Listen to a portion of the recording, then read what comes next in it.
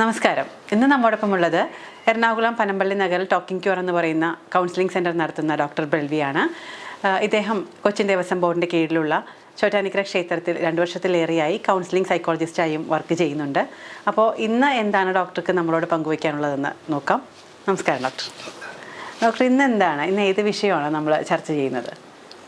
ഇപ്പോൾ അഡിക്ഷൻ വളരെ വ്യാപകമായിട്ട് ചർച്ച ചെയ്യപ്പെടുന്നൊരു വിഷയമാണ് എനിക്ക് തോന്നുന്നത്. അഡിക്ഷൻ എല്ലാവരും ശരിയാണ്. ഇപ്പോൾ എല്ലാത്തിനോടും എല്ലാവർക്കും ഒരു അഡിക്ഷനുള്ളൊരു സമയമാണ്. അപ്പോൾ ഈ വിഷയം നമുക്ക് വളരെ പ്രാധാന്യമുള്ളൊരു വിഷയം തന്നെയാണ്. അപ്പോൾ എന്താണ് ഡോക്ടർ ഒന്ന് അഡിക്ഷൻ എന്താണെന്ന് പറഞ്ഞിട്ട് തുടങ്ങാം അല്ലേ? അതെ, അഡിക്ഷൻ എന്ന് പറയുന്നത് മലയാളത്തിൽ പറയുകയാണെങ്കിൽ ആസക്തി.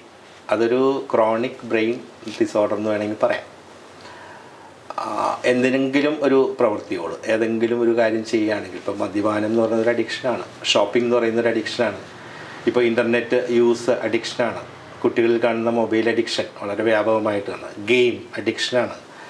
അപ്പം ഈ പ്രവൃത്തികളെല്ലാം അവർ തുടർച്ചയായിട്ട് ഇങ്ങനെ ചെയ്തുകൊണ്ടേയിരിക്കുന്നു.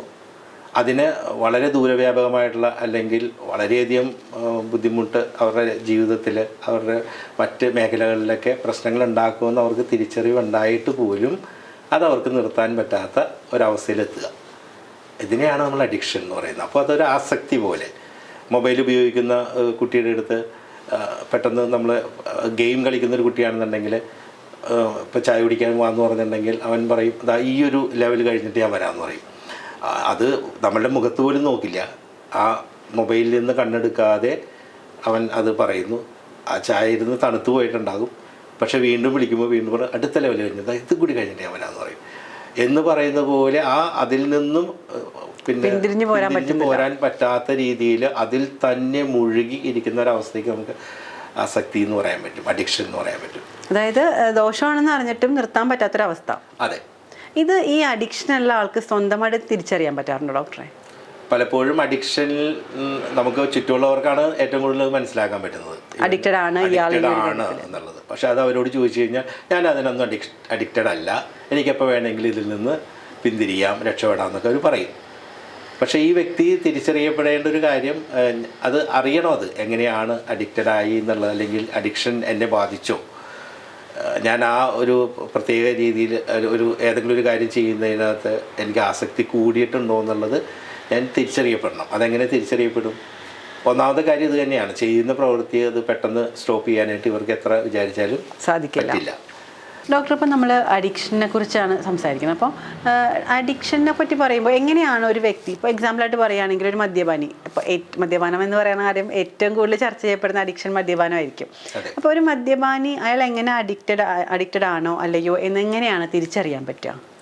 സാധാരണ ഒരു വ്യക്തി, ഒരു മദ്യപാനി, അയാളുടെ ടോളറൻസ് ലെവല് ശ്രദ്ധിച്ചാൽ മനസ്സിലാവും. ഇപ്പോൾ ഒരു പെഗ് കഴിച്ചുകൊണ്ടിരുന്ന ഒരാൾ 2 പെഗ്ഗിലും മതിയാകാതെ വരുന്നു, 3 പറ്റില്ല, 4, 5 ഇങ്ങനെ അയാളുടെ ടോളറൻസ് ലെവൽ എണ്ണം കൂടി വരും. ഇത് കൂടി വരുന്നത്. എന്നാലേ അയാൾക്ക് ആദ്യം കിട്ടിയുന്ന ആ ഒരു അനുഭൂതി അയാൾക്ക് ലഭിക്കുന്നുണ്ടാകുള്ളൂ.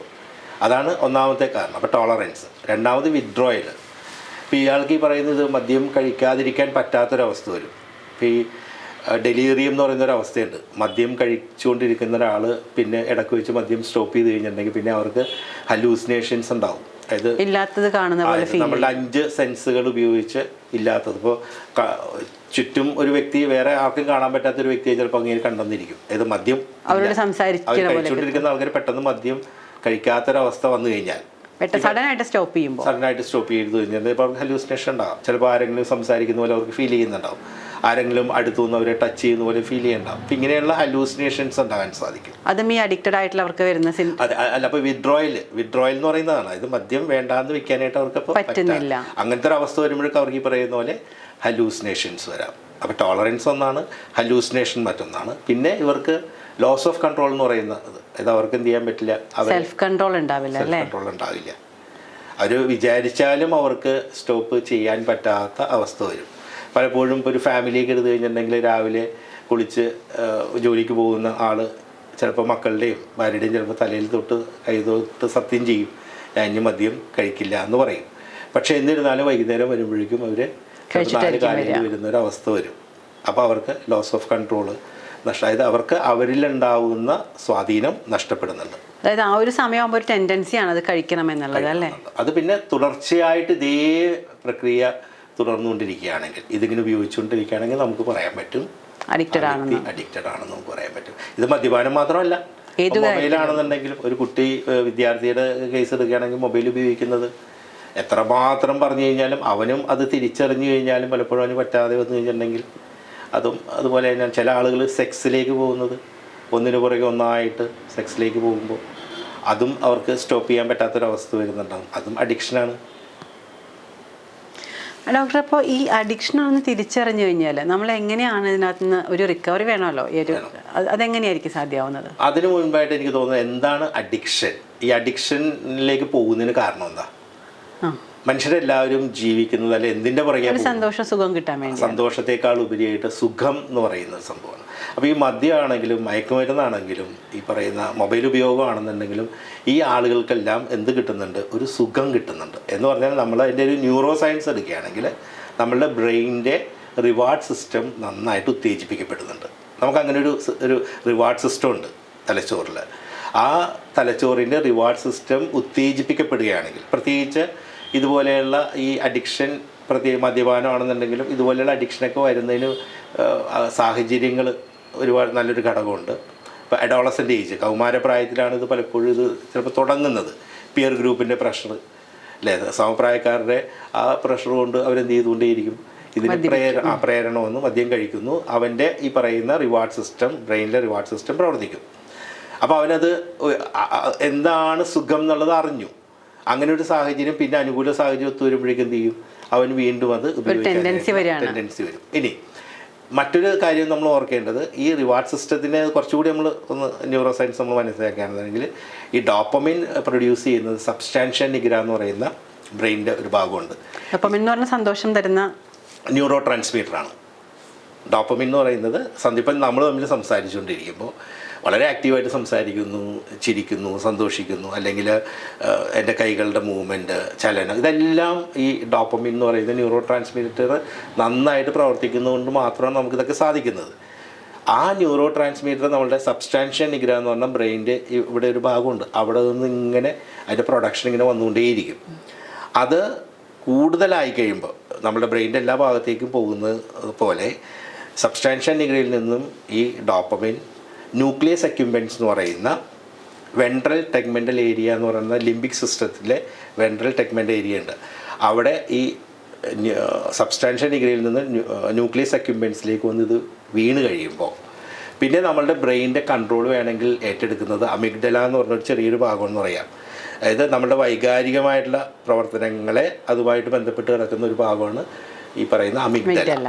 ഈ അമിഗ്ഡല പ്രവർത്തിക്കാൻ തുടങ്ങും എന്ന് പറഞ്ഞാൽ ഈ ലിംബിക് സിസ്റ്റത്തിലെ ഈ ഒരു മാറ്റം നമ്മൾ കാര്യകാരണ സഹിതം ചിന്തിക്കുന്നത് നമ്മളുടെ ബ്രെയിനിൻ്റെ മുൻഭാഗം ഫ്രോണ്ടൽ കോർട്ടെക്സ് വെച്ചിട്ടാണ്. അതായത് നമ്മൾ ശരിയായ രീതിയിൽ ചിന്തിക്കുന്നതും പ്രവർത്തിക്കുന്നതും അതൊക്കെ നമ്മളെ റീസണിങ് എന്ന് പറയും നമ്മൾ.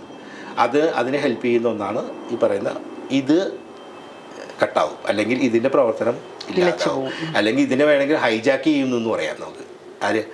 ഈ ലിംബിക് സിസ്റ്റം മൊത്തത്തിൽ, അല്ലെങ്കിൽ പ്രത്യേകിച്ച് ഈ പറയുന്ന അമിഗ്ഡലയും അത് അങ്ങനെയുള്ള ഭാഗം, അതായത് നേരത്തെ പറഞ്ഞില്ല വെൻട്രൽ ടെഗ്മെൻ്റൽ ഏരിയ എന്ന് പറയുന്നത് VTA.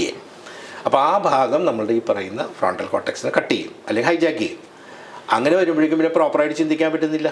അപ്പോൾ അവർക്ക് പിന്നെ എന്താ, ഈ അമിഗ്ഡലയുടെ ഒരു സ്വാധീനം കൊണ്ട് ക്രേവിംഗ് ആണ്, വീണ്ടും വീണ്ടും ഇനിയും എനിക്ക് വേണം എന്ന് ആഗ്രഹിക്കുന്നു. ഈ ക്രേവിംഗ് അല്ലേ ഇവനെ ആ പ്രവൃത്തി വീണ്ടും വീണ്ടും ചെയ്യാനായിട്ടുള്ള പ്രേരിപ്പിക്കുന്നത്. എന്നുവെച്ചാൽ മനസ്സിന് എന്ത് കിട്ടുന്നു, അല്ലെങ്കിൽ ഒരു വല്ലാത്തൊരു സുഖം അനുഭവിക്കുന്നു എന്നുള്ള തോന്നൽ അവർക്കുണ്ടാവും. ഇതാണ് പലപ്പോഴും അതിൻ്റെ ഒരു ന്യൂറോ സയൻസ് പറയുകയാണെങ്കിൽ. പിന്നെ എൻവയോൺമെൻറ്റൽ ഫാക്ടേഴ്സ് ഉണ്ട്. കുടുംബാന്തരീക്ഷം നല്ല, അല്ലെങ്കിൽ ജോലിയിലുള്ള ടെൻഷൻ എന്ന് പറയുന്നത് ചിലപ്പോൾ അങ്ങനെയാകാം. ചിലപ്പോൾ വൈഫിൻ്റെ ഇപ്പോൾ ഭർത്താവ് ബന്ധത്തിനാണ്, ചിലപ്പോൾ ഭാര്യയുമായിട്ടുള്ള ആ ബന്ധത്തിലുണ്ടാകുന്ന തകരാർ, ശിഥിലീകരണമാകാം ചിലപ്പോൾ ഒരു കാരണം, പല കാരണങ്ങളാകാം. ഇനി എന്തെങ്കിലും അസുഖം, ഡിപ്രഷനിലേക്ക് പോകുന്ന ആൾക്കാർ, ആങ്സൈറ്റി വരുന്ന ആൾക്കാർ, അവർക്കൊക്കെ ചിലപ്പോൾ ഒരു പറയില്ലേ നമ്മുടെ മസിലുകളെ തളർത്താനായിട്ട് ഈ പറയുന്നതിന് പറ്റും, അല്ലെങ്കിൽ ഒരു സുഖം അവിടെ കിട്ടുന്നുണ്ട്, താൽക്കാലികമാണത്. താൽക്കാലികമായിട്ടുള്ള അസുഖത്തിൻ്റെ പുറകെ പോകാൻ സാധ്യതയുണ്ട്. ഇനി ഒരു ട്രോമാറ്റിക് ഇൻസിഡൻറ്റ് ഉണ്ടാകുന്നു, ഒരു ദുരന്തം, അങ്ങനെയുള്ള കാര്യങ്ങൾ ലൈഫിലുണ്ടാകുന്ന സമയത്ത് ഇവർ ഇതിന് ചുറ്റും കണ്ടേക്കുന്ന കാര്യങ്ങൾ അങ്ങനെയാണല്ലോ. ഒരു ദുരന്തം ഉണ്ടാകുമ്പോൾ ഒരു സിനിമ കണ്ടാലും ആ സിനിമയിലും കാണിക്കുന്നത് എന്താ, ദുരന്തം സംഭവിച്ചു കഴിഞ്ഞാൽ അവിടെ മദ്യത്തിനെ ആശ്രയിക്കുക. ഇത്തരം സാഹചര്യങ്ങളൊക്കെ ഉണ്ടാകുമ്പോഴേക്കും അവർ മദ്യപാനത്തിന് അഡിക്റ്റഡ് ആകാനുള്ള സാധ്യതയുണ്ട്. ഒരിക്കലും ഉപയോഗിച്ച് നമ്മളുടെ ഈ റിവാർഡ് സിസ്റ്റം ആക്റ്റീവ് ആയി കഴിഞ്ഞാൽ, ഇപ്പം ഇതിന് ഏറ്റവും നല്ല മാർഗം എന്ന് വെച്ചാൽ ഒരിക്കലും ആ റിവാർഡ് സിസ്റ്റം ആക്റ്റീവ് ആക്കാതിരിക്കുക എന്നുള്ളതാണ് അതിൻ്റെ ഏറ്റവും നല്ലൊരു മാർഗം. ഇപ്പോൾ ഡോക്ടർ പറഞ്ഞ ന്യൂറോ സയൻസ് എന്ന് ചുരുക്കി പറഞ്ഞു കഴിഞ്ഞാൽ നമ്മൾക്ക് സന്തോഷം കിട്ടാൻ വേണ്ടി നമ്മളൊരു സമയത്ത് ഉപയോഗിക്കുന്നതിനെ ബ്രെയിൻ സ്റ്റോർ ചെയ്യും, പിന്നീട് ബ്രെയിൻ അതിനെ ഇടയ്ക്കിടക്ക് ആവശ്യം പഠിപ്പിച്ചല്ലോ നമ്മള്. കാരണം അതിന്റെ സുഖം കിട്ടിയതുകൊണ്ട് വീണ്ടും അത് കിട്ടണമെന്ന് ബ്രെയിൻ പുറകെ പോകാൻ നമ്മൾ അങ്ങനെയല്ലേ, സുഖം അത് അനുഭവിച്ചു കഴിയുമ്പോൾ അതിന്റെ പുറകെ പോകാനായിട്ട് അത് ആഗ്രഹിക്കുന്നു. അത് അമിഗ്ഡല കൂടി ഏറ്റെടുക്കുമ്പോഴേക്കും പിന്നെ ആസക്തി കൂടി, എനിക്ക് ക്രേവിംഗ് ആണ്. അതേ സമയത്ത് ചിന്തിക്കാനുള്ള കഴിവിനെ അവിടെ സ്റ്റോപ്പ് ചെയ്യുകയും ചെയ്യും. അപ്പോൾ സ്വാഭാവികമായിട്ടും അത് വീണ്ടും വീണ്ടും എടുക്കാനുള്ള ടെൻഡൻസി വരും. അങ്ങനെയാണ് അഡിക്ഷനിലേക്ക് നമ്മൾ ഏതു കാര്യമായാലും, മദ്യപാനം മാത്രമല്ല. അല്ല തീർച്ചയായിട്ടും മദ്യപാനം മാത്രമല്ല. ഇപ്പൊ ഈ മൊബൈൽ എടുക്കുന്നു എന്ന് പറയുന്ന കുട്ടിയും ഒരുപക്ഷെ അവന്റെ ബ്രെയിനിന്റെ ഒരു ഭാഗം വേണ്ട എന്ന് പറഞ്ഞാലും അതിനെ പുഷ് ചെയ്യാൻ ഇപ്പുറത്ത് വേറൊരു കാര്യമുള്ള വൈകാരികമായിട്ടുള്ള ബ്രെയിൻ ഉണ്ട്, ലിംബിക് സിസ്റ്റം. അത് നമ്മളിങ്ങനെ പ്രേരിപ്പിച്ചുകൊണ്ടിരിക്കും അല്ലേ. അപ്പോൾ ഈ പറയുന്ന മൊബൈൽ ഉപയോഗിക്കുന്ന ആൾക്കാരാണെങ്കിലും മദ്യം ഉപയോഗിക്കുന്ന ആൾക്കാരൊക്കെ ഒരു മോശക്കാരൊന്നുമല്ല. മദ്യം ഉപയോഗിക്കുന്ന ആൾക്കാർ വളരെ മോശം വ്യക്തികളാണെന്നും മദ്യം ഉപയോഗിക്കാത്ത ആൾക്കാർ വളരെ നല്ല വ്യക്തികളാണെന്നും നമുക്ക് പറയാൻ പറ്റില്ല അല്ലേ. ചിലപ്പോൾ ജനറ്റിക് സിസ്റ്റം, ഞാൻ നേരത്തെ പറഞ്ഞല്ലോ, അവർ പൂർവികന്മാർ അല്ലെങ്കിൽ അവൻ്റെ ആ ഒരു ബ്രെയിനിൽ അതിൻ്റെ ഒരു ജനറ്റിക് ഒരു അംശം ഉണ്ടെങ്കിൽ തീർച്ചയായിട്ടും ആ വ്യക്തി ചിലപ്പോൾ അതിന് അഡിക്റ്റഡ് ആകാം. അല്ല, ഡോക്ടർ പറഞ്ഞാൽ ശരിയാണ്. നമുക്കൊരിക്കലും മദ്യപാനീനെ അങ്ങനെ പറയാൻ പറ്റില്ല. എനിക്കൊരു എക്സ്പീരിയൻസ് വന്നത്, ഈ കഴിഞ്ഞ ദിവസം ഞാൻ നടന്നു പോകുമ്പോൾ, ഞാൻ ബസ് ഇറങ്ങി നടക്കുകയാണ്. അപ്പം അടിച്ച് നന്നായിട്ട് ഇങ്ങനെ മദ്യപിച്ച് നന്നായിട്ട് നടക്കാൻ വയ്യാത്തൊരു ചെറുപ്പക്കാരനല്ല, ഒരു മധ്യവയസ്കനാണ്. നടന്നു പോകുമ്പോൾ ഞാൻ പേടിക്കാൻ അടുത്തെത്തുമ്പോൾ ഇയാൾ മറിഞ്ഞ് എൻ്റെ മേത്തേക്ക് വീഴുമെന്ന്. പക്ഷേ ആ ആള് അവിടെ നിന്നിട്ട് അയാൾക്കറിയാം അയാൾ മദ്യപിച്ചിട്ടുണ്ടെന്നും എൻ്റെ മേത്തേക്ക് തട്ടാൻ സാധ്യതയുണ്ടെന്നും മാറി നിന്നിട്ട് എന്നോട് തൊഴുതിട്ട് പറയാണ്, പേടിക്കണ്ട, പൊയ്ക്കോ, ഞാൻ മുട്ടില്ല എന്നുള്ളത് കൈകൊണ്ട് ഇങ്ങനെ ആക്ഷൻ കാണിക്കുകയാണ്. എന്നിട്ട് ഞാൻ പോകുന്നവരെ അയാളെ ഭാഗത്ത് ഒതുങ്ങി നിന്ന്. പക്ഷെ അപ്പം എനിക്ക് അത്ഭുതം തോന്നി. അപ്പോഴും അയാളുടെ ഉള്ളിൽ അയാൾ മോശക്കാരനല്ലാത്തതുകൊണ്ടാണല്ലോ ഒരു സ്ത്രീ സാഹചര്യങ്ങളാണ്. പക്ഷേ ഈ സാഹചര്യങ്ങൾ നമുക്ക് ഒഴിവാക്കാമല്ലോ. സാഹചര്യങ്ങളെ ഒഴിവാക്കാൻ, അതിനാണ് നമ്മൾ ഒരു തിരിച്ചറിവ് എന്ന് പറയുന്നത്. ആ തിരിച്ചറിവുകൾ കിട്ടിക്കഴിഞ്ഞാൽ പലപ്പോഴും ഈ കൗമാരപ്രായത്തിൽ സംഭവിക്കുന്നത് എന്താണ്, ഞാനിത് ഒന്ന് കുട്ടികളുടെ പ്രേരണ കൊണ്ട് അല്ലെങ്കിൽ കൂട്ടുകാരുടെ പ്രേരണ കൊണ്ട് ഒരിക്കലൊന്നെങ്കിലും ഇത് കൗമാരത്തിന്റെ പ്രത്യേകത എല്ലാം ഒന്ന് പരീക്ഷിച്ച് നോക്കണം എന്നുള്ള ഒരു കാര്യം. ഞാൻ ചെയ്തില്ലെങ്കിൽ മോശമാണ്, കൂട്ടുകാരത്തിൽപ്പെട്ട ഒരാളല്ല എന്നുള്ളൊരു തോന്നൽ വരും. അപ്പം അങ്ങനെ വരുമ്പോൾ ഒരിക്കൽ നമ്മൾ ഒന്ന് പരീക്ഷിക്കുക എന്ന് പറഞ്ഞതിന് അർത്ഥം നമ്മൾ ആ ബ്രെയിനിൻ്റെ റിവാർഡ് സിസ്റ്റത്തിനെ ഒന്ന് എന്ത് ചെയ്തു, ആക്ടിവേറ്റ് ചെയ്തു എന്നാണ്. റിവാർഡ് സിസ്റ്റത്തിന് നമ്മൾ ആക്ടിവേറ്റ് ചെയ്തില്ല എങ്കിൽ അവൻ അത് അറിയണില്ലല്ലോ എന്താണ് അതെന്നുള്ളത്. ഇനി ഇത് ഈ ഒരു പ്രാവശ്യം ചെയ്യുമ്പോൾ രജിസ്റ്റർ ആയി കിടക്കുകയാണ്. പിന്നെ എപ്പോൾ വേണമെങ്കിലും സാഹചര്യങ്ങൾ വരുമ്പോൾ നമുക്ക് ഏത് സാഹചര്യം വേണമെങ്കിലും ജീവിതത്തിൽ വരാമല്ലോ. അപ്പം അത് വരാം. അതിനുള്ള സാധ്യത വളരെ കൂടുതലാണ്. നിർബന്ധമൊന്നുമില്ല. നേരത്തെ പറഞ്ഞ പോലെ മദ്യപാനിയായിട്ടുള്ള അച്ഛന് ഇരട്ട കുട്ടികളുണ്ടെങ്കിൽ ഒരു കുട്ടി മുഴുക്കുടിയനായിട്ട് അല്ലെങ്കിൽ മദ്യപാനിയായിട്ടും മറ്റേയാൾ ചിലപ്പോൾ മദ്യവിരുദ്ധ പ്രസ്ഥാനത്തിൻ്റെ നേതാവായിട്ടും മാറാം. അത് ആ കുട്ടി എങ്ങനെ എടുക്കുന്നു എന്നുള്ള അവൻ്റെ തിരിച്ചറിവാണ്. രണ്ട് കുട്ടികളും കണ്ടുവരുന്ന സാഹചര്യം ഒന്ന് തന്നെയാണ്, പക്ഷെ അവൻ്റെ ഉള്ളിൽ വരുന്നു.